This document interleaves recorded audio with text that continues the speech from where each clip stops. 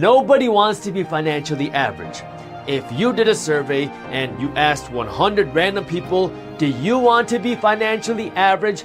Nobody would raise their hands. But there was a study done and they found that 92% of people don't achieve their goals. Now, part of that is because some people won't put in the work to do what it takes to not be average.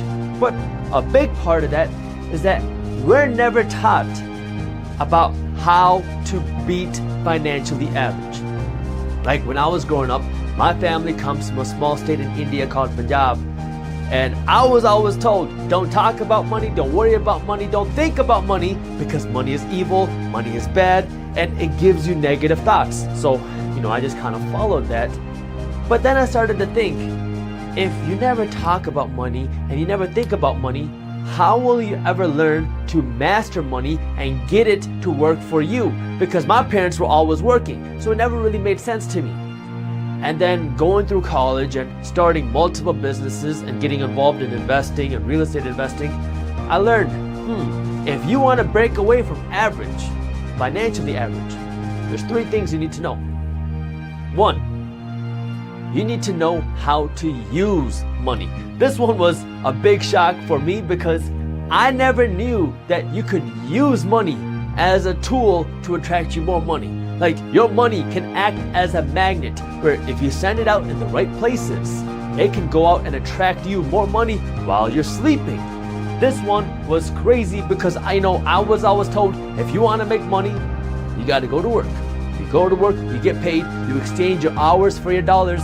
But there's an alternative if you learn how to use your money and you use your money in the right ways to buy things that make you money instead of just buying things that lose your money, right? Most of the things that we buy, our clothes, our cars, our whatever, these are expenses, they're liabilities, they don't pay us money.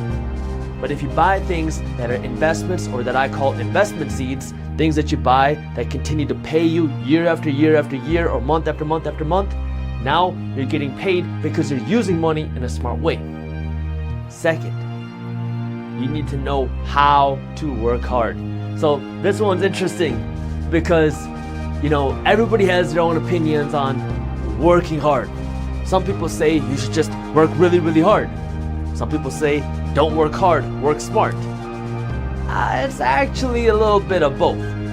You have to know when to work hard, but working hard has the most benefit and the most return when you work smart.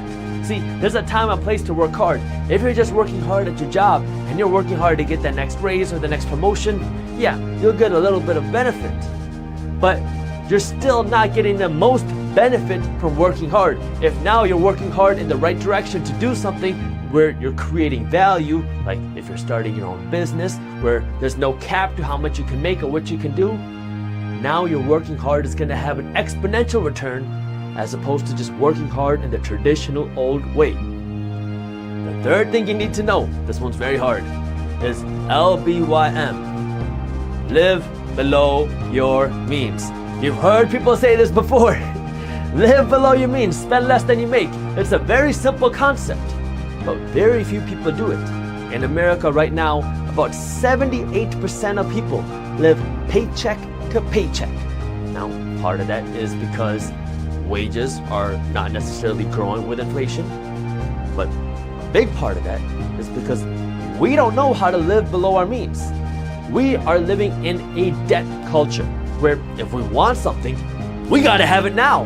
And even if we can't afford it, well, there's friendly financing. We can put it on our credit cards. We can get a line of credit. There's so many ways to buy these things that we need, we think we need, or that we want, that won't pay us. And what does that do? That puts us back in this game of just making payments. We're in the payments game where we live our life just trying to make ends meet. We go to work, we get paid, and then we gotta pay off all the things we bought last month and the month before and the year before. You never have a chance to get ahead when you play and live in this payments game. You have to learn to live below your means. So what does that mean? That means stop buying things that don't pay you, that you cannot afford, with money that's not yours. How do you know what you can afford then? Right? Well, the simplest way is a rule of 5. If you cannot buy 5 of them, you can't afford 1 of them. That's how you know if you can afford something, and that will push you to live below your means, because now what you can do is, instead of playing in this payments game where you're working and you're just making your banker richer all day and night long, now you can take the extra money and you can use it to build yourself big, make yourself richer by taking that money and using it to build your own wealth.